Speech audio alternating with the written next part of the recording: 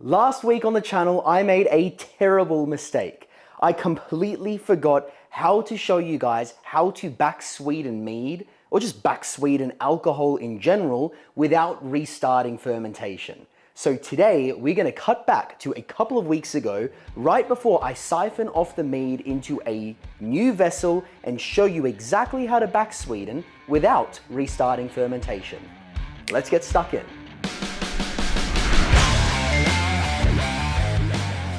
It has now been about a month since I was last on camera meddling with these meads, and they've had enough time to fully ferment out and are now clarifying. I have the very fortunate ability to set these things down to serving temperature, which is in this case 2 degrees Celsius, which has the effect of what's called cold crashing if you're new to this world of brewing, where you basically take your beer, your cider, your mead, whatever the product is, bring it down to serving temperature, kind of like you're lagering a lager, and then it allows all the sediment and all the trub to drop down to the bottom and make a compact cake, leaving very clear liquid all up top.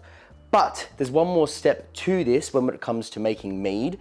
We want to transfer all of the clear liquid out into another vessel so that then we can add some stabilizers and then add some more sweetening products back in. The stabilizers are kind of key because we don't want that yeast that's in trace amounts that's being carried over to start re-fermenting the available sugars. So in this case, I have the ability to pump in CO2 into my fermenter, which then will force that liquid, that mead, out into bottles like this, which is part of the Igulu range. If you're not using a machine like this, it's totally fine. Just use a siphon to transfer from this vessel to the next vessel. The one thing I would recommend is minimizing the oxygen contact. Whilst mead is less volatile than beer, you still don't want to oxidize the product. So if you can flush some carbon dioxide into the new vessel you're going to use before you do the transfer, then at least there'll be kind of like a blanket of CO2 down in there so you can minimize that oxygen, that oxidation when you're doing the transfer itself.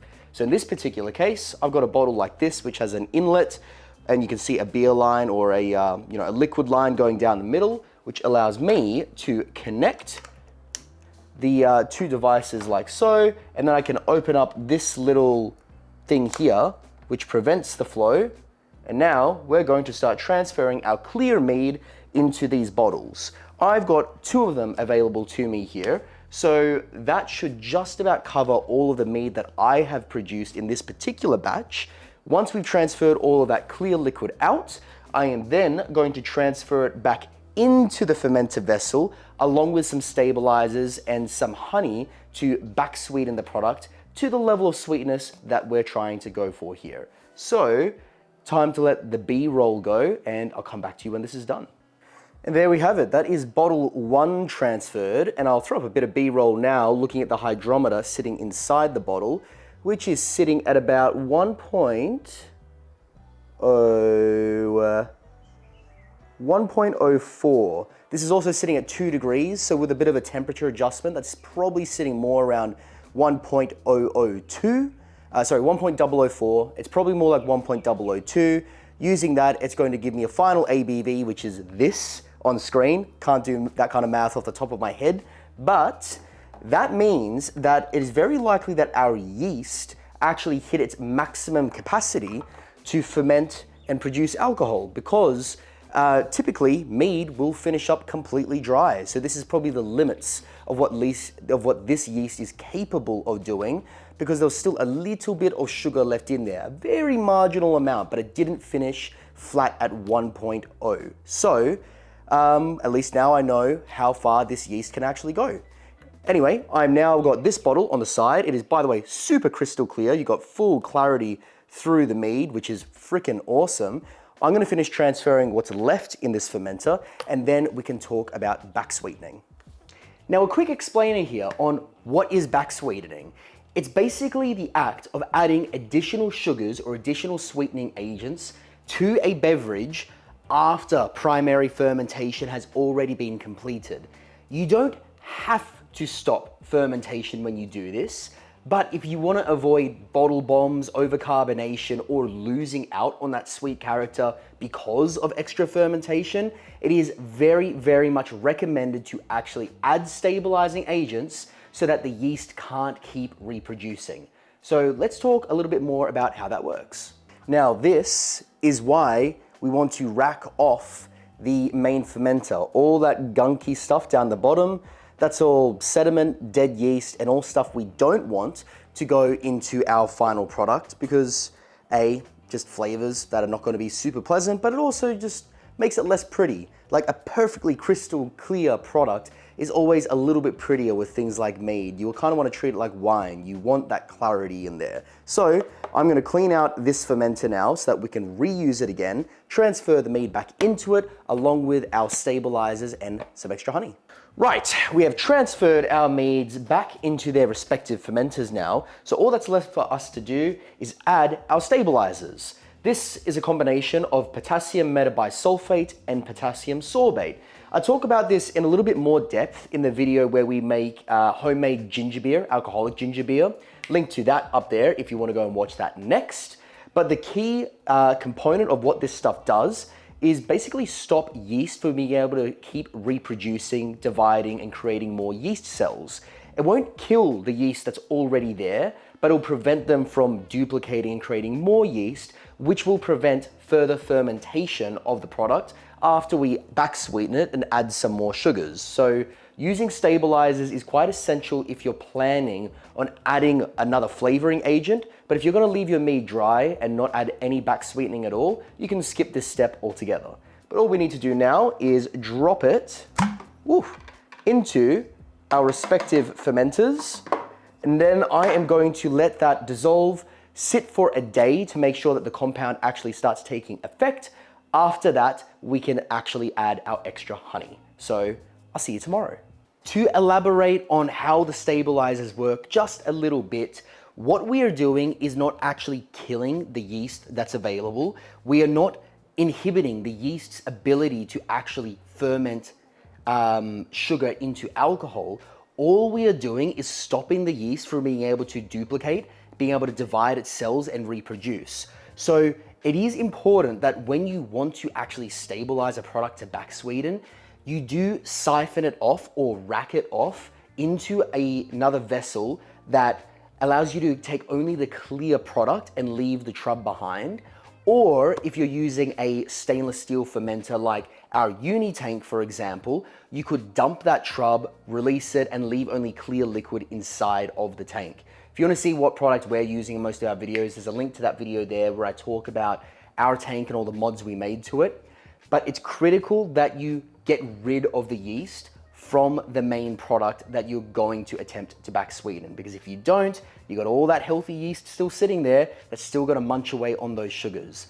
But once you've siphoned it off and you've added those stabilizers, the trace amounts of yeast that are still gonna be available in your product will not really be enough to tangibly ferment that extra sugars that you're adding after the back sweetening. So the name of the game here is add your stabilizers and rack your product off into another vessel so that you have clear product to work with before you add those extra sugars.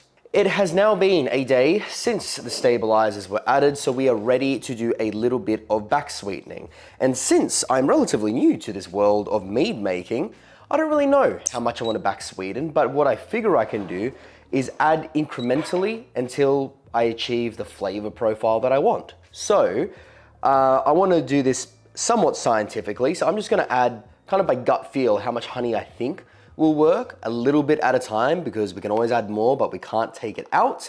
But I want to know how much I have added. So to that end, I'm going to pop the fermenters on my scales here, so that as I add a couple of scoops, I know exactly how much I've added for next time I go making some mead.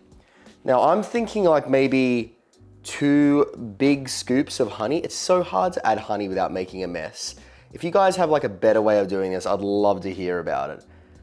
I reckon like maybe 2 or 3 like big scoops, because it actually does taste quite good right now. I like the esters that the yeast produced. The original honey profile is still quite nice. It is just, damn it, I got honey on the lip of the fermenter. I was trying to avoid that. The actual original honey profile is still quite nice. It's floral. It's kind of got a orangey, citrusy thing coming through, which is pretty cool. but I think a little bit of extra sweetness will just help to make the fruit character pop a little bit more. I might go one more big scoop. So we'll go 3 big scoops. What is this now? That's 80 grams so far. So 3 big scoops might take us just over 100, somewhere in that ballpark. Let's give this thing a mix. And because I've cold crashed this, the mead is actually very cold. So I think it's gonna take quite a while for this honey to actually dissolve. Obviously it dissolves faster when things are warmer, like, you know, easier to dissolve honey in tea than it is in cold water. So this might take a bit, but once that's done, we'll see how this has turned out. It almost looks like candy. That's so funny. It's like almost solidified because of the cold. But I'll come back to you once this one's done. Once I've tasted this one, then it'll give me a rough ballpark of what I want to do with the blueberry mead, and then we'll back sweeten that one as well. So I'll come back to you once we have a little taste. And there we have it. That's how you can back sweeten any alcoholic product, but in this case, mead. It's a very common technique to be used with wines, with ciders, sometimes with you know, things like alcoholic lemonades, or link to that video up there if you want to check that one out, or alcoholic ginger ales, for example, which we did about a year ago on the channel, and one of our most popular videos thus far. Link to that one up there too. So it gives you a lot of flexibility with adding additional flavors, adding additional fruitiness without kicking off that fermentation again, losing out on that flavor, or ending up with bottle bombs that are just overcarbonated and going to explode if you leave them unattended. So really, really great to use with things like fruit purees, with just straight sugar if you want to, with honey, with molasses. The options are kind of endless. So let us know if you have some great ideas on flavoring agents to back sweeten with for meads in particular, because I definitely want to age a mead in a barrel now. We took votes after last week's video, but would very much like to hear if anybody else has any opinions on what type of mead we should age, and then how we should potentially back sweeten it at the end of that. If you do want to see how these meads actually turned out, or just how to make mead in general, and you missed last week's video, there's going to be a thumb card at the end of this that's going to direct you straight to that so you can watch it right after this one. But at this point, I should say a huge thank you to our Patreons. Thank you so much, Patreons, for supporting us day in and day out.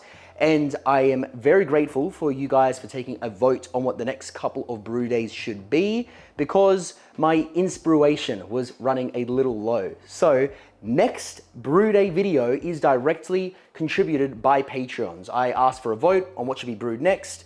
They let me know what they wanted to see. And so your hint for the next brew day is going to be summery, breezy, by the ocean, chill summer vibes. I should have thought about what I was going to say here, but that's your clue for the next brew day. Let me know if you can figure out what it is. And I guess, cheers guys, and we'll catch you next week.